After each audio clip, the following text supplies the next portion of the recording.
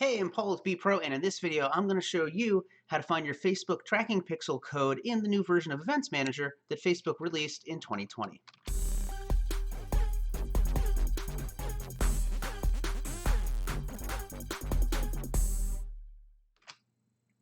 If you're used to grabbing your Facebook pixel code, you're probably used to the screen looking something like this, and it was very easy to grab the pixel code. You would go ahead and click into it, and then in the upper right here, you have a setup menu, and you can go ahead and install the pixel. From here, this is where you would go ahead and grab the code. In 2020, they made a change to the UI, and finding this code is a little bit hidden. It's actually easier to find, though, and that's why it may be a little challenging to find, because it is really hidden in plain sight. So I'm going to go ahead and show you exactly where to find this. So this is what the new Events Manager looks like.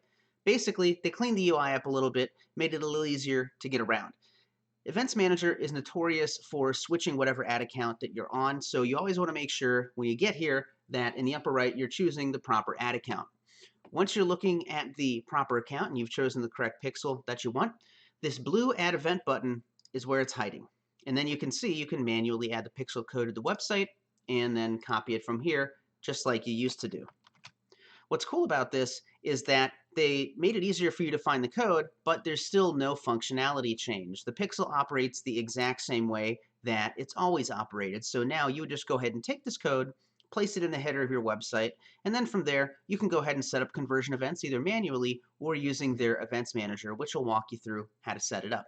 So that's it. If you want to go ahead and grab the pixel code, go into the new Events Manager, find your pixel, and click on the blue Add Event button, and you can go ahead and grab the code right from there. So let me know what you think, and if you have any questions, please let us know. Thanks for watching.